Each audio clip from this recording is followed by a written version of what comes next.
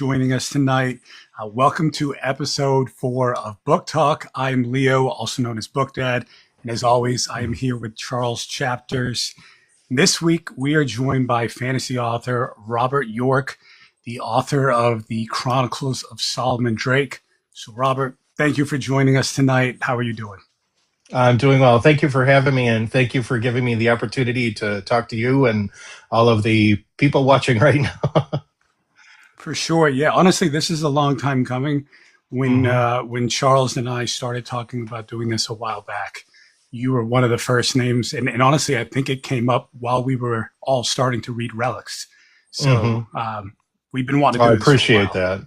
Yeah, I appreciate actually, that. I might even, I would say that you specifically were the catalyst that created Book Talk because, like I said, I've known you pretty much since I started a Book Talk account here, and you sent, and we'll get in this a little bit more, but Leo and I, your 3 books that were out at the time, and we wanted to read it, and we thought, man, how cool would it be to be able to read all of these indie authors and give them a space to where we can read their books and then interview them and spotlight them and give them a chance to get exposed to more people and bring more people into the fold, So this wouldn't exist if it wasn't for you, because you were the first person to send me an indie book.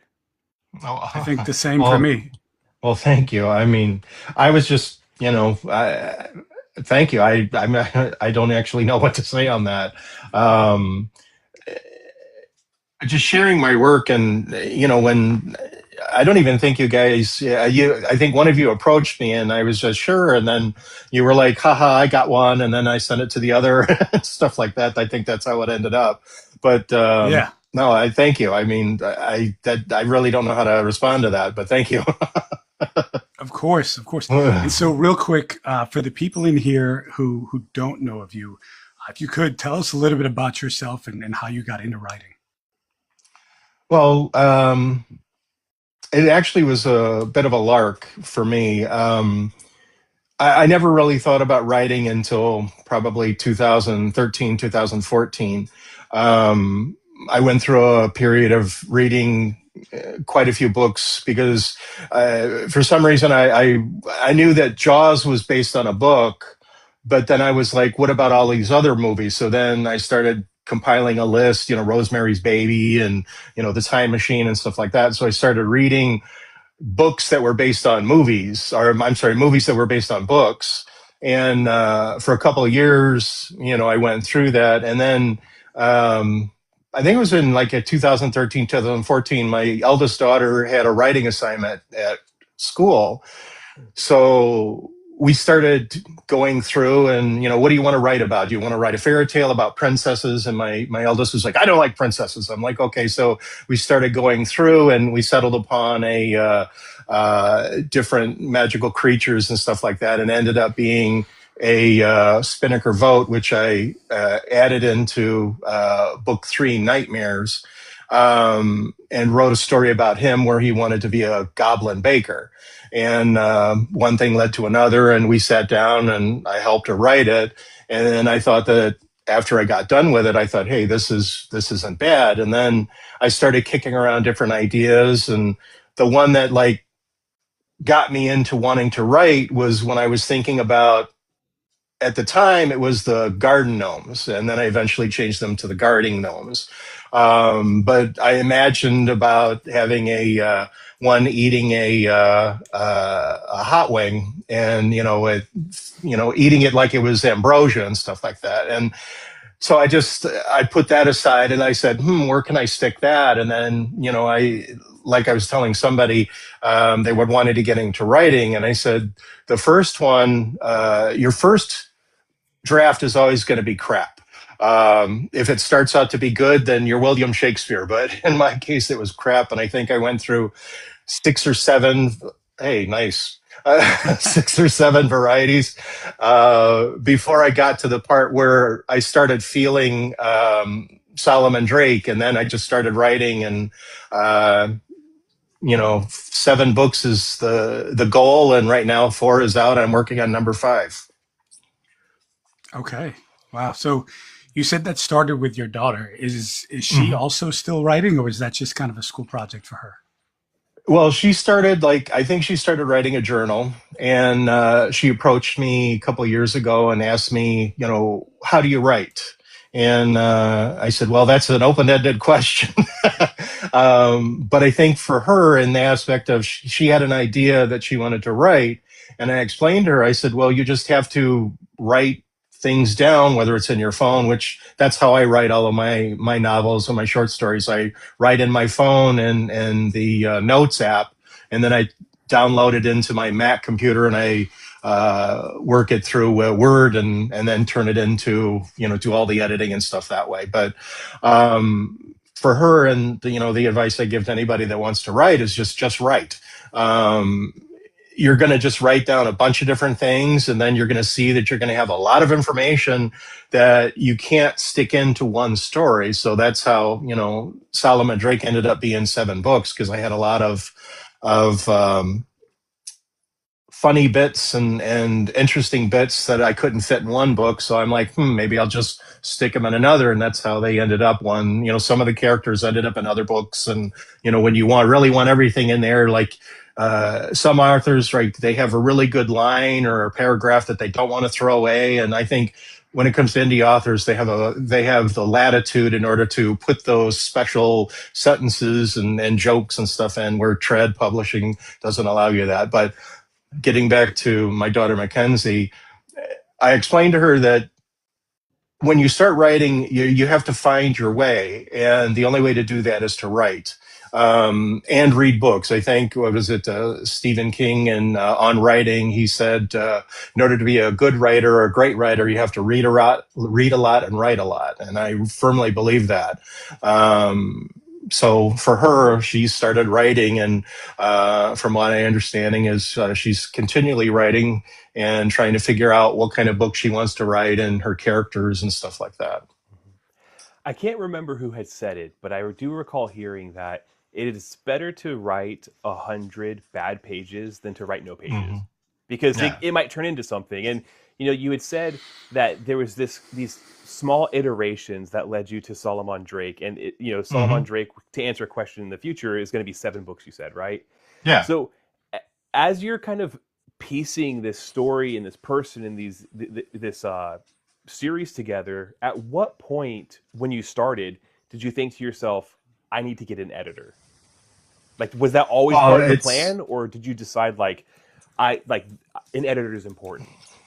Well, at the first, when I originally started doing it, I was looking for an editor at the very beginning, and I have an issue with, I have a mild case of dyslexia. So when I write, it takes me longer because I keep going over and over the sentence, and I would send it out to editors, and they would send it back and nope, not going to do it. So the first book, I took it upon myself to edit, and it took me a long time after writing it, after editing it, to get it to a part where I wanted to put it out there.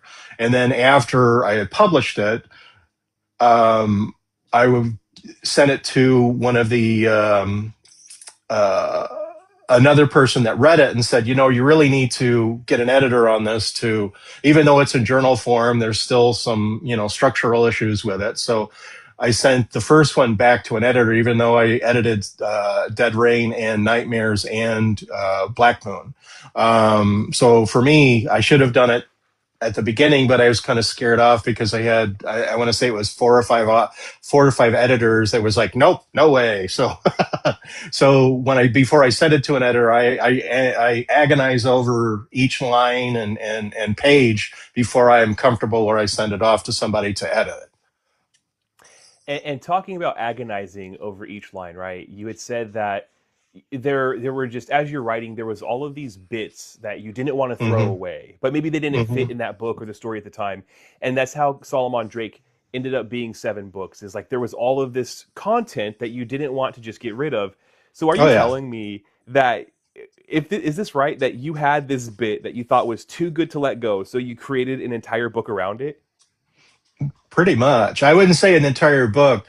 Each chapter I tried to make as a standalone. So I tried to put like a bit in each one of the chapters just to do it. Because I think when I talked with another person recently about it, I wrote the jokes. I wrote a lot of jokes for relics, and not all of them would fit in there. So I liked the jokes, so I put them in other ones. So I had to, in order to make jokes fit like a puzzle, you have to kind of add the picture to it and see if you can get the piece to fit in there. So when I started the second book, I agonized over that one, even though I kind of knew I already paced out, 1 to 7, what I wanted in each one. I titled them all, and I did a brief synopsis of what I wanted each one to do. But when I started writing the second one, I was really agonizing over the whole thing because I'm like, I thought Relics was really good. And then when I was writing Dead Rain, it was kind of a departure from what I originally had done. And it was a little bit more coarse in the language with Molly Barnes and stuff like that, who was one of the detectives in that one. And a lot of the jokes that I had that didn't fit in the first one, I gave to Molly because she was more uh, coarse in her language and very direct and a stronger person. And I thought, and also too, you have to make sure that when you give a character a voice and a language, you have to make sure it fits that character. You don't want them to say something out of left field that isn't in their character. For sure. Yeah. So this series, you have wizards, vampires, werewolves, elves, and all kinds of other creatures, and then Mm-hmm. some popular characters that kind of come from other worlds that we know about. And I won't ruin anything Yeah. for anybody.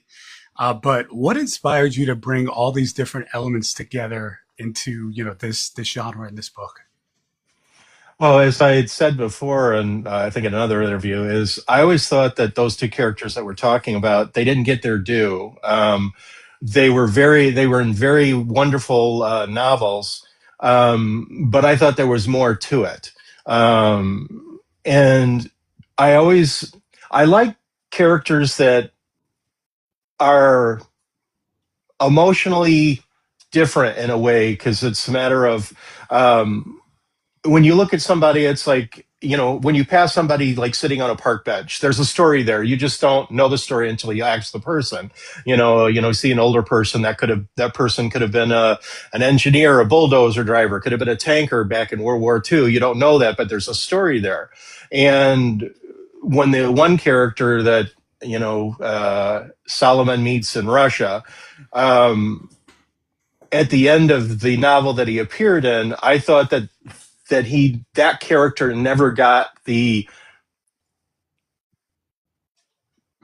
in-depth um, story background that he should have gotten. I thought there was more to that instead of just ending it right there. I know that back then there was probably no sequels that were that word has never been uttered back in the time when that book was written. But it's just when I started writing. We'll just call him Wilmar until people read the book and find out exactly who he is. Mm-hmm. There was just like a gentle giant aspect to it. And part of that, I mean, when I was growing up, I watched the Never Ending Story, and you had the rock creature that was very, humanizing, and I enjoyed that character a lot. And I think some of it came from that because you had this big creature and he wasn't able to save somebody, so he took it very very hard. So I kind of put those elements in it, and what would a person do who's been away from humanity for over 100 years? So getting all those elements together and trying to create a character and be true to the original aspect of the character. That was very difficult, but after hearing everybody's responses on it, I think I did a pretty good job, and I'm glad everybody likes how Wilmar turned out. Yeah, I For think you sure. did. One of your strengths definitely is like character development and not just development, but bringing the characters to life in individual ways. And Mm-hmm. you had talked about a part of that process is making sure that a character doesn't say or do something that's out of character, right? Mm-hmm. So, given the fact that you have all of these different creatures in this world, vampires, werewolves, did you Hmm. have to think to yourself, okay, how would a werewolf act? Like, is there a specific way that a werewolf would act that I have to make this character fit into? Or was it along the lines of like, werewolves and vampires are diverse creatures and they all kind of just behave in different ways? I didn't want to cookie cutter them, if that's a word, cookie cuttered. Um, Speaking of Race, who's the resident werewolf in the series, I more or less made Race. Just because he's a werewolf, it's like Race is this character and he's a werewolf. So that's his personality showing through. But because I would assume that if tomorrow you got superhuman powers, you're immortal, you could transform, you could pretty much get any injury that you wanted to. It would give you a chip on your shoulder about the size of Mount Everest. So you kind of have to put that swagger into the character that you're doing. Um, and when it came to the vampires, I mean, I think mine in some instances are sort of stereotypical, but um, there are some out there. I mean, the Anne Rice vampires, which I kind of based because I always liked, Lestat. I thought that was a wonderful character.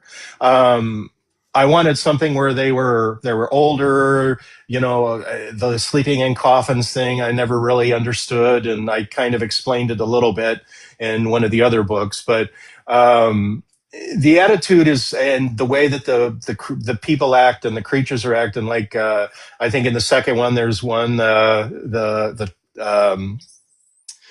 ogre Lard. I just made him into this character that wanted to make a living in the human world, but he sort of like masked everything. So he took on the persona of the human, but when you ticked him off, the ogre would come out. So I think when it comes to the different uh, creatures that I picked, I just gave them personalities, and it sort of became, it sort of fit who they were. Like, all the werewolves kind of are, gritty and stuff like that. And many of the vampires are pompous and fairly intelligent and always plotting and stuff like that.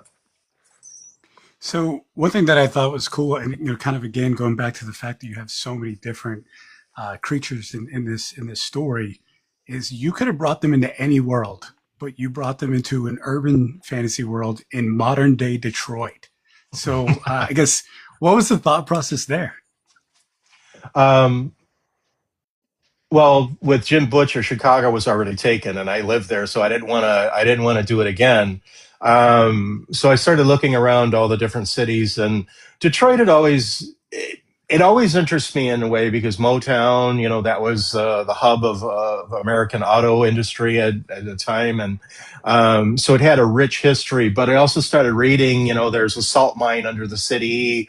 There's all these different places that are out of the way. There's buildings. There was a plan to start a subway, but they stopped, so there's tunnels. So it was a rich tapestry in order to do different things. So where I put the magic shop, Black Main's Magic and Potion Shop, was actually on the property where the old Tiger Stadium was, Hmm. right in Corktown. So each thing had, each location had something like Telway Burgers. I put that in there because that's a great place to eat. Because in the in the Dresden Files, he eats at Burger King, and I'm like, Burger King, but you have all these other places, Portillo's and all these kind of stuff. Why did you pick Burger King? Come on, Jim Butcher. So I wanted to pick something that was a restaurant that was known to the locals and stuff like that, and it was there for a very long time, and it's essentially a greasy spoon and stuff like that. But Detroit, I found it was just a great place to write a story. And I look at like Brandon Sanderson and all the ones that create all these wonderful and expansive worlds, and I just scratch my head and I'm like, how do you do that?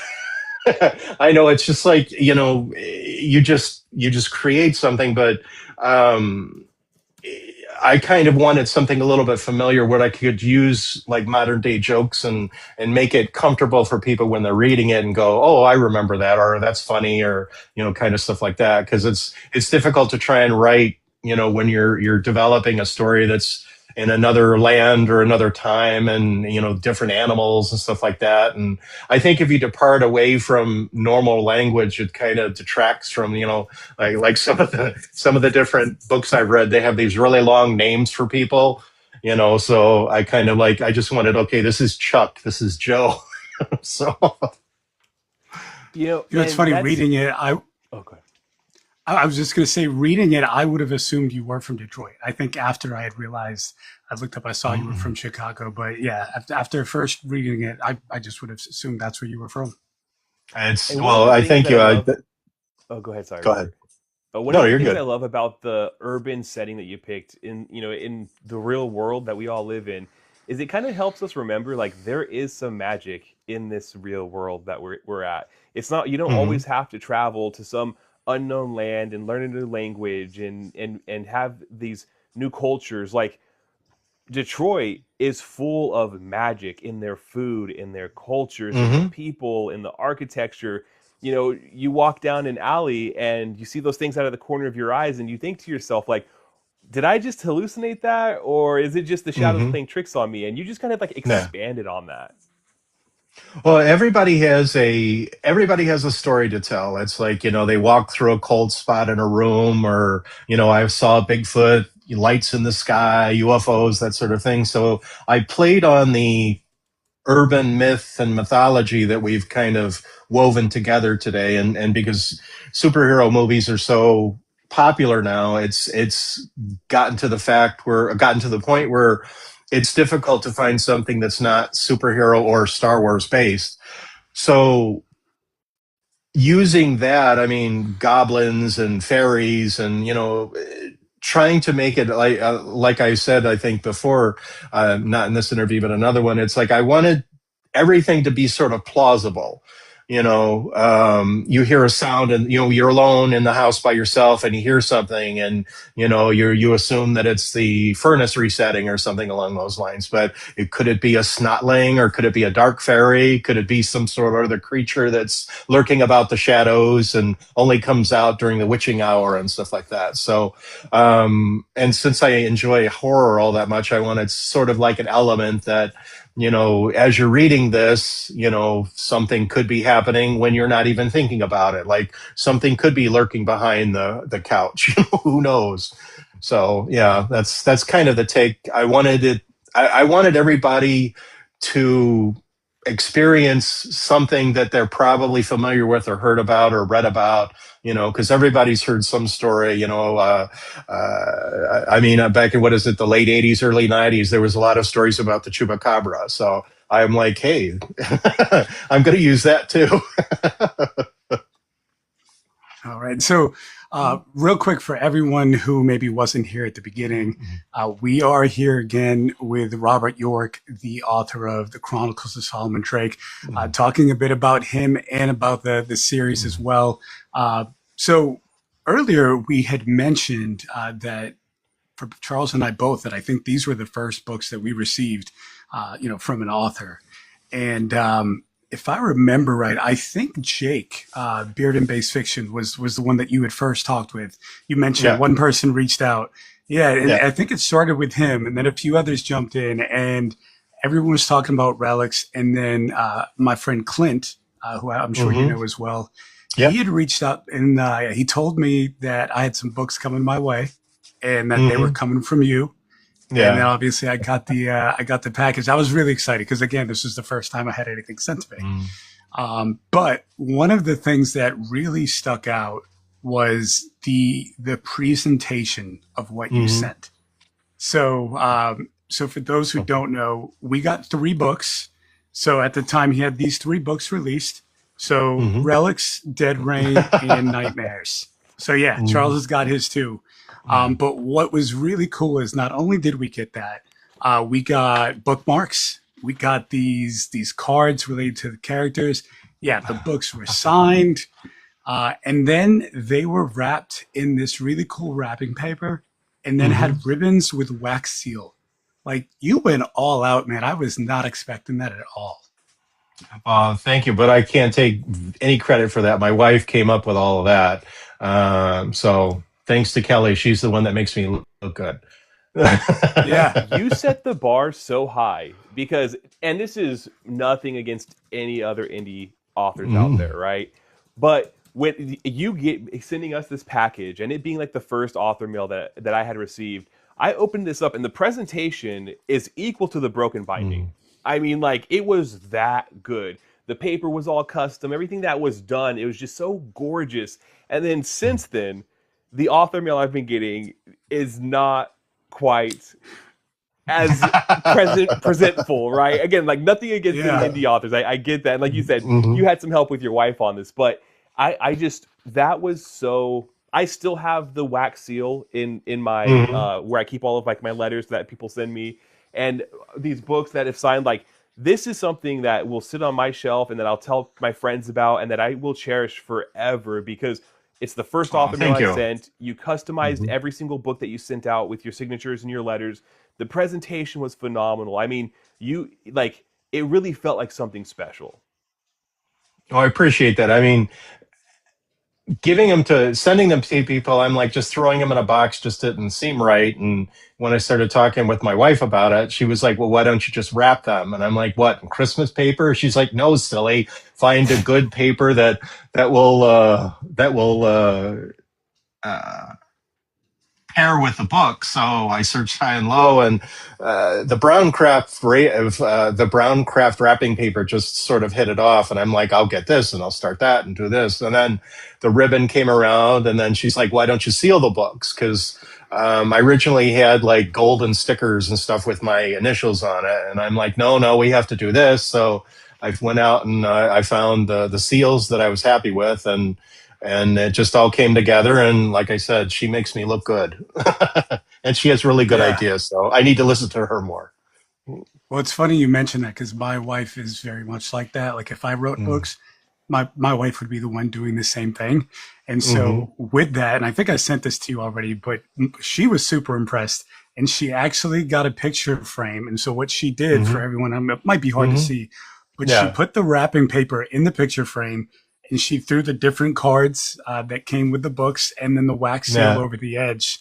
that And looks this awesome. lives. Hmm. Yes, thank you. Yeah, this lives on a shelf that I have on my bookshelf that's all indie authors, but Hmm. it's mostly you because I got three of your books in this big picture frame. Can you show it up again? I really want to see that. I want to be able to look at that. Yeah, Yeah, that is. See, guys, Yep. chat. Look at what he sent us in the presentation, and I mean, it was phenomenal. And to this day, I have not received a package that was put together with quite that much care. yeah, Well, yeah, for I sure. I apologize to all the other authors.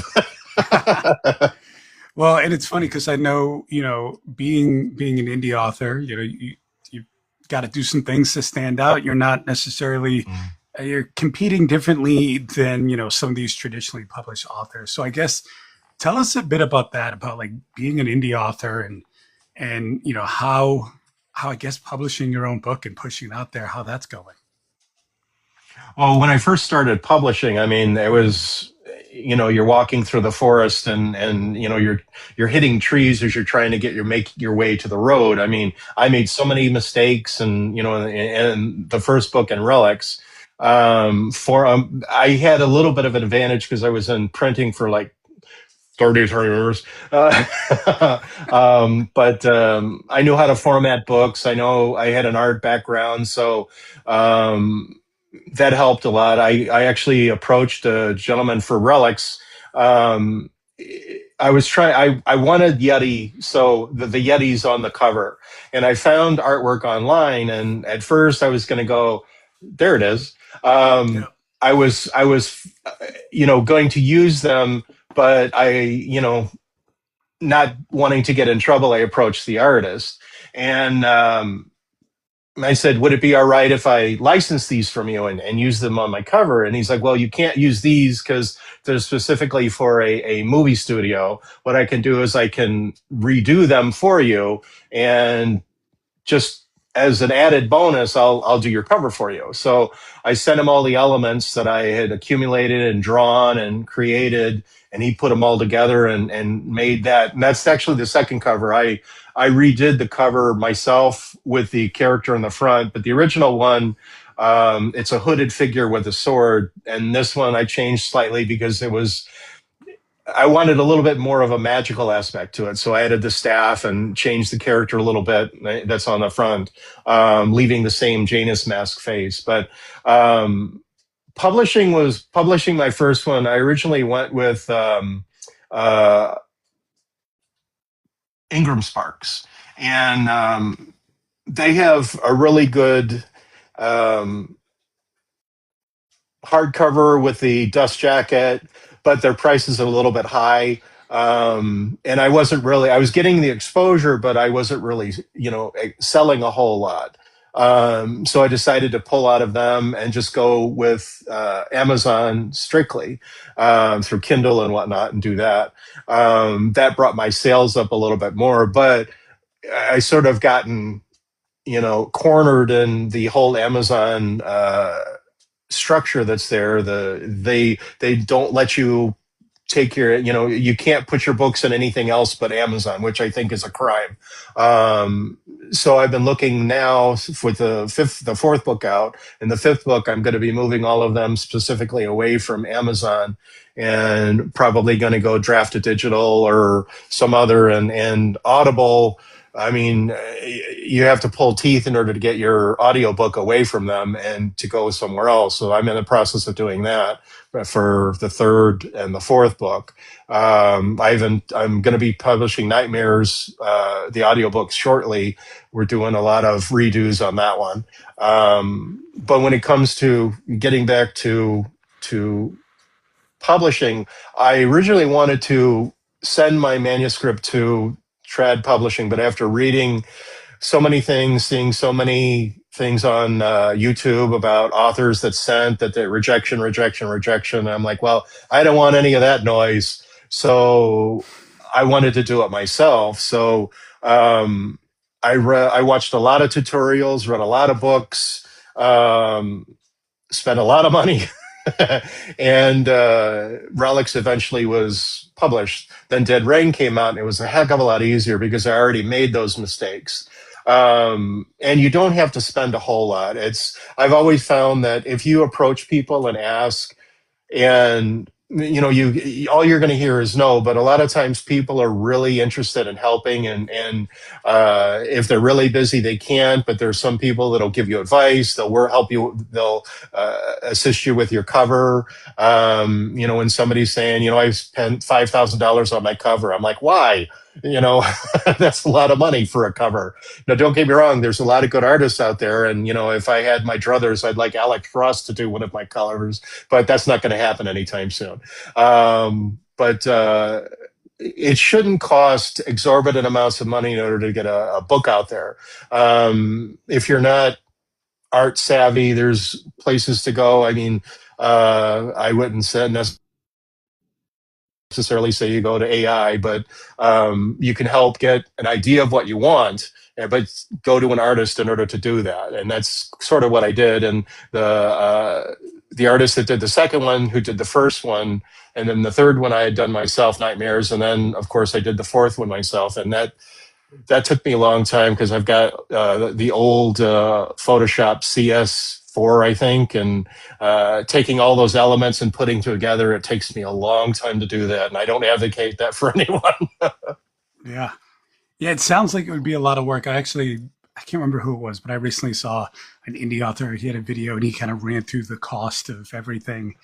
And it Mm-hmm. was a lot. And I'm sure he probably Mm-hmm. went the more expensive route. I Yeah. imagine you don't have to spend as much as he did. But yeah, with being an indie author, going into it, what has surprised you that the most that you maybe didn't expect?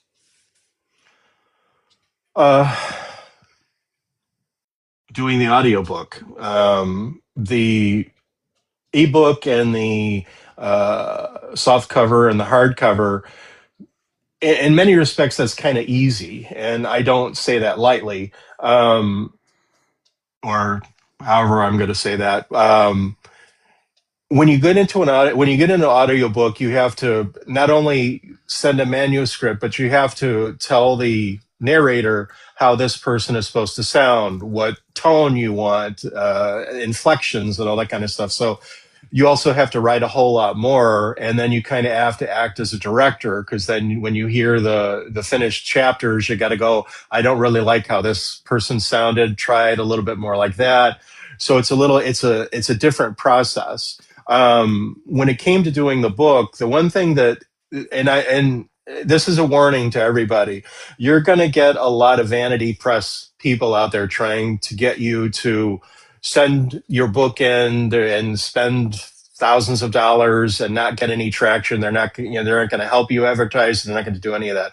I didn't do any of that. Luckily, I read a lot and I checked a lot of the reviews on some of these places. So don't get sucked into vanity presses. If you have to pay money, they're not a publishing group.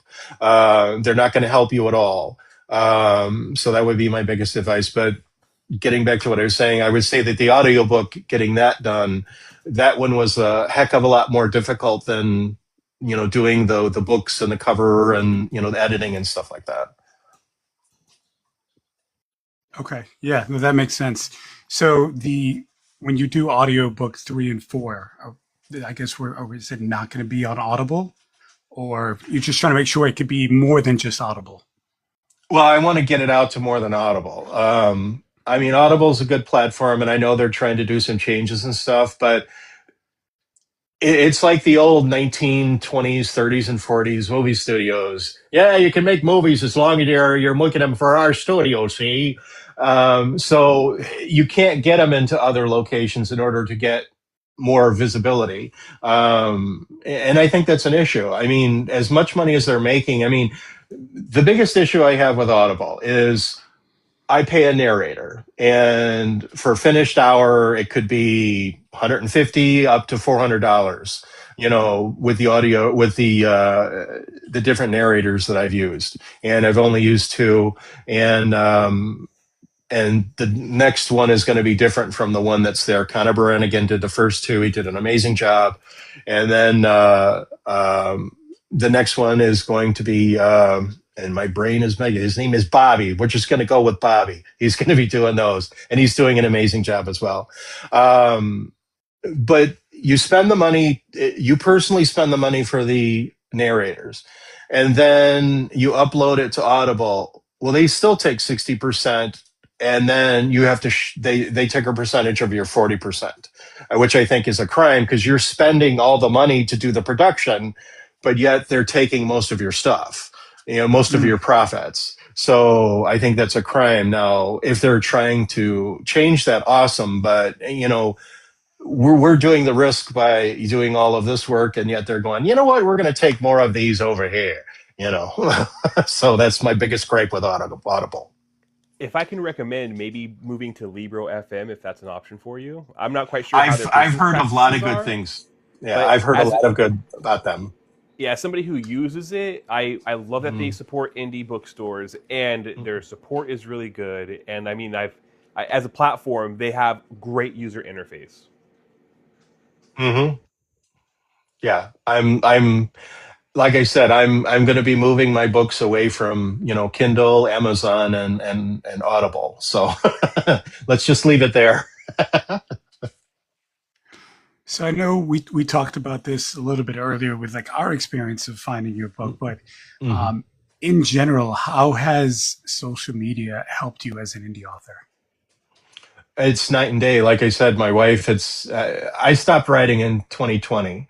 It was a weird year, and with everything that was going on, and I thought I would never write again. So when we moved down to Florida, I started my wife would catch me writing something, and she's like, well, why don't you just start a TikTok account? And, because I've heard a lot of great things about, BookTalk and stuff like that.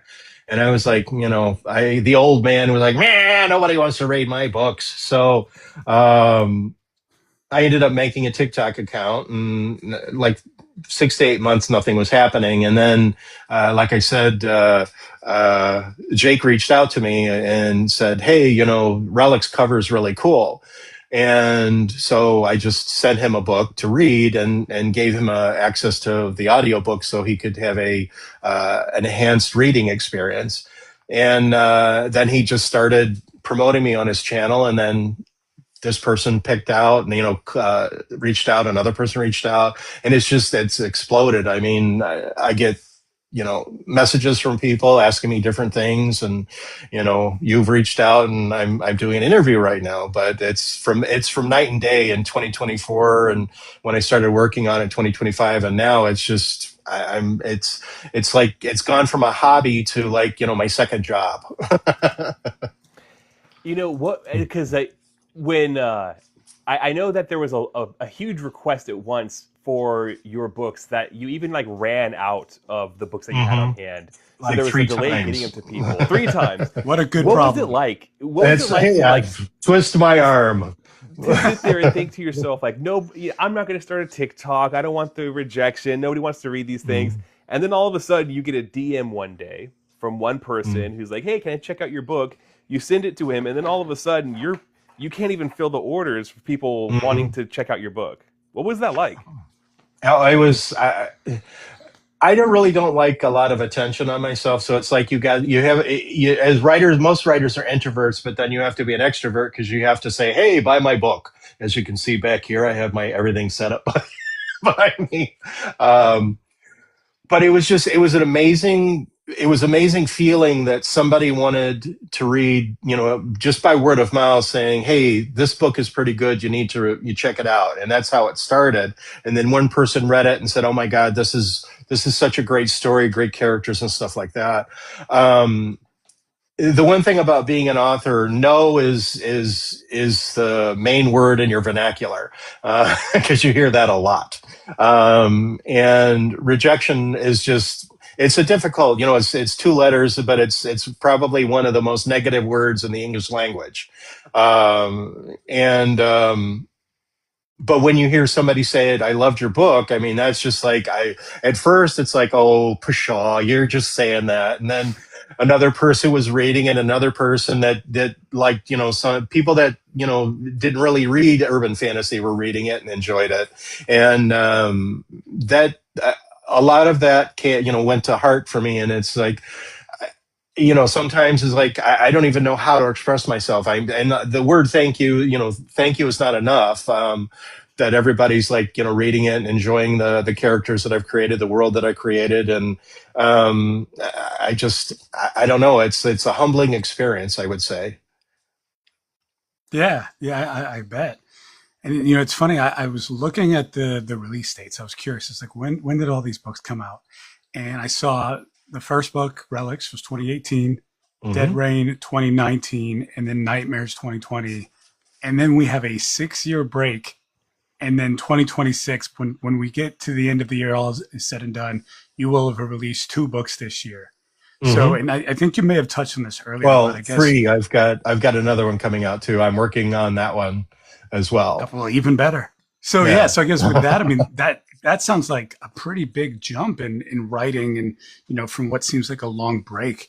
Again, I think you touched on this a little bit earlier, but I guess if you could, like, what caused the change and the urge to just get back to writing? The biggest thing was the attention I was getting. People were like, how does this end? What's next for Solomon and Adriana? Why is what happens to Tilly? What's his story? All this kind of stuff. And I was like, well, scratching my head. It's like, well, I hadn't intended on going further, so. When people wanted to know what 4 was about, I finally pulled that out, dusted it off, and started working on it again. And when I started reading over the pages, I was like, did I write this? It's like, I've read my stuff before. It's like some actors are like, I never watch my movies because I don't like seeing myself on screen. But when I read one of my work again, I'm like, this doesn't seem like it came for me. So I don't know if I was writing in a fugue or something like that. But I was inspired to take Black Moon out, write it, finish writing it, rewrite a bunch of the different chapters, and there they are. And that's what compelled me to start writing again. So once I started writing, finished writing Black Moon, then I started getting a couple of different ideas. And one of them was a Vacation from Hell, a family vacation from hell, which is the one I'm finishing now. I'm working on the cover and I'm finishing the editing on that one. The tentative title is road trip from hell or something along those lines. It's about a family that's taking a road trip to Yellowstone, and it's set in the 1980s. And there's a government lab with an alien that escapes, and it's not ET. It's more on the line that the Griswolds meet Alien. So, I wanted something along those lines. And then when I was approached about Arcane's Awakening, I started, writing a different thing about that. And my wife was talking about wanting to write a novel. She wants to write a novel about a witch that owns a coffee shop. And so I'm helping her with that. And I actually came up with another one a couple hours ago. It's called Roadkill Carrie. And I'm working out the details of that one. So it's like, I want to know why this person is roadkill and what is her story. So I'm just getting a lot of ideas. It's beautiful how you went on this break and then you're like now this writing machine who's got all these ideas and you're helping people write. And I just want to let the chat know we're coming up on our Q&A section. So if you have questions for Robert, get them ready because we're about to start asking them. Sounds good. Okay, and while we wait on that, I also did want to ask. So at SC Right is book 5 Dark Mark? Is that the name? No, the 5th one is Dark Mark. That one is the return of Lucifer, and you're going to see a little bit more about Tilly's past and why he is in the position that he is. So I always like to have the main story, then I have the understory, and then I always have like a third story going on too in the whole thing. I don't know anybody who didn't immediately fall in love with Tilly. I think he's probably the most popular character in your series. Well, well, Race has definitely got a following going on as well. I think it's his attitude. He doesn't care. He lets it all hang out, literally.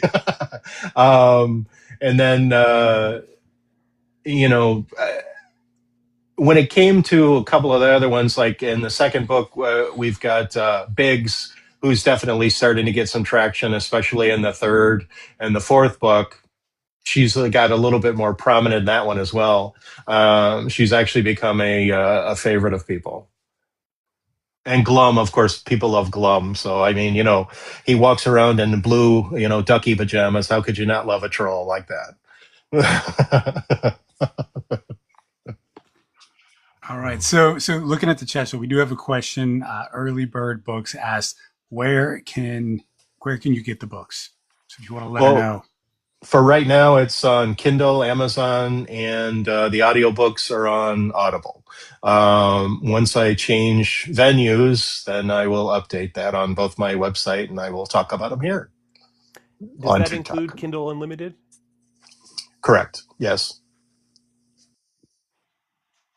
All right, perfect. And by the way, I know we didn't really touch on it much, but I'm excited for the audiobook for the third book. I am an immersive reader. I like to read the physical with the audio going at the same time. Sometimes I bounce back and forth. So to have that has been great for the first 2 books. And I don't know if we talked about where we're at. I've read the first 2 books. I finished Dead Rain maybe a couple of weeks ago. So I'm excited that there is a audiobook coming for the third book, and the guy that you have narrating, I feel like he's perfect for the story. After Connor Brannigan, when I was searching for the new one, I wanted a similar voice, tone, inflection, because you have this, cocky wizard that gets himself into trouble, and he's a very introspective character. But in this one, in Nightmares, I'm actually going to be adding my voice, lending my voice to some of the characters in this one. So that was something that the narrator had approached me, because he saw me do a couple of ones, and I actually did a couple when I sent him how I wanted a specific character to sound. And he's like, "Well, why don't you do a couple of voices?" I said, "Can you?" Can you be, can you put my voice in with your voice? He's like, "Sure, I'm an engineer, no problem." I'm like, "Okay, then let's do that." That's awesome. I feel like I don't hear many authors doing that. Mm. Well, I mean, I enjoy doing voices anyway. I mean, when I was growing up, I used to like mimic all kinds of different things. And, as time went on, I entertained the kids, and, I just enjoy doing different things. I think I'm a cut up in general, but, Okay. All right. It looks like so she has another question. What is your favorite book that you've read this year? Ooh,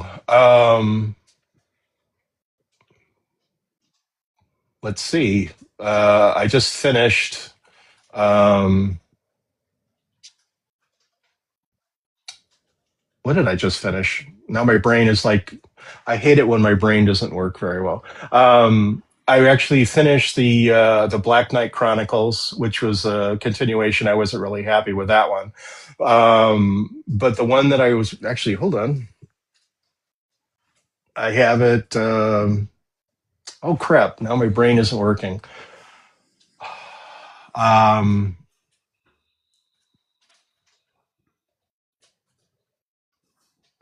Man, I hate it when I'm so. Hold on. No, it's This not a is problem. We I can do come I back do to it as well. No, it's I do okay. street interviews here in Mhm. Anchorage where I live. I go down and I ask people, bookish questions. And the Mhm. first question I ask is, "What's the last book you read?" And 9 times out of 10, it takes them about Mhm. 15 to 20 seconds to remember the last book that they read. Like, you get put on a spot, and all of a sudden, you've read 50 books so far this year, and then somebody says, "Which is your favorite one?" And you're thinking to yourself, "Have I even read a book yet?" Mhm. Well, it's like I'm right in the middle of reading a zombie series, and that's my guilty pleasure. I like to read zombie novels because you have a lot of different characters in there, that how they react with one another, how they react with how the world has gone and stuff like that. But most of them are a disappointment, because they're always like some military guy that does this. I want a guy that's just a regular person that's fighting the zombies off with a frying pan or something. Just something like makes a lot of mistakes and stuff. He's always falling into ditches and stuff. That's the kind of stuff I like. Actually, right now I'm reading The Loss of Innocence by J.P. Winfield, one of the authors on TikTok. I bought his book. Nice. But the last one was, and I'm sorry, I'm going to have to check my list. Go ahead. Hold on. Mhm.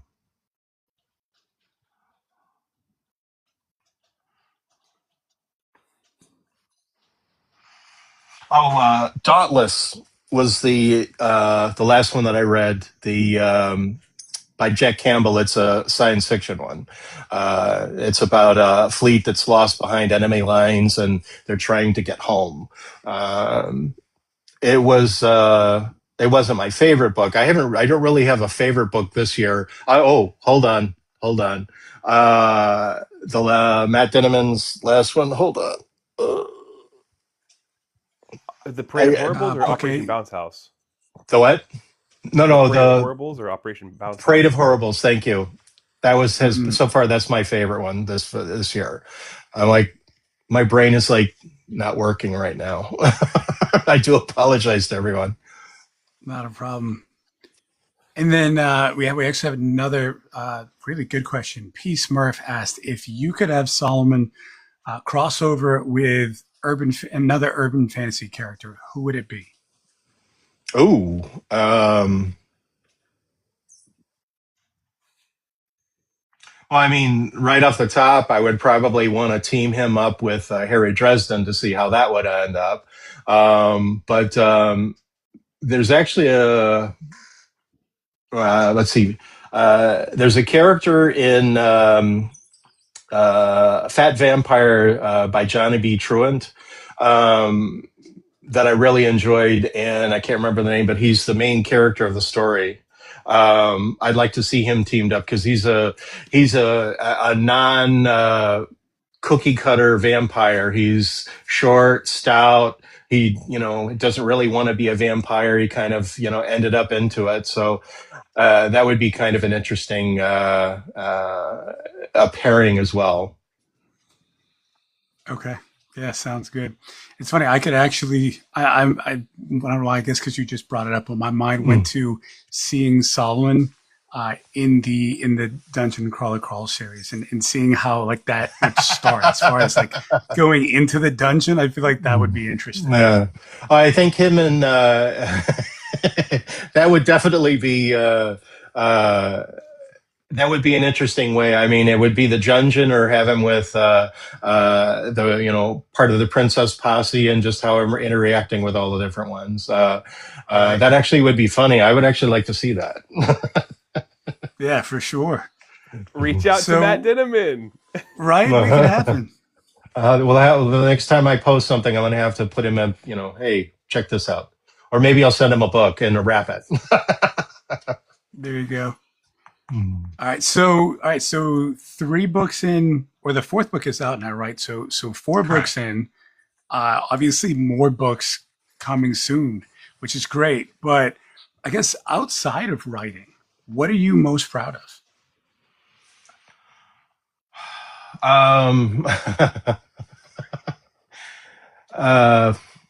Probably being a dad. My girls I should say our girls, 26 and 22 respectively. Our youngest is over 6 foot tall, and they're off in different states, and I miss them being around. You miss those ages when they're little and then they get to a certain age and it's like, Dad, I want to start dating. Absolutely not until you're 40. And then we'll talk about it, that kind of stuff. Right. But other than that, it's like, maybe it's, being a husband. My wife is incredible. I like being around her. She's my best friend. I'm really a very boring person by myself. So, there's not much there other than what's in my brain. I enjoy, years ago, I used to enjoy growing roses. Today, I just play City of Heroes, read, write, work a little bit. I'm not a very interesting person by myself, Okay. Well, I would say, considering what you've written with these stories, I don't know that I would fully agree with that, but I understand what you mean. Father, a great father, amazing husband, green thumb, writer, content creator. I mean, like, you don't give yourself enough credit because you are doing a lot. And I think that, as somebody myself who is a very proud father and who takes family very seriously, I don't think that there's anything in life more to pursue than that of raising a healthy, happy family. Yeah, I mean,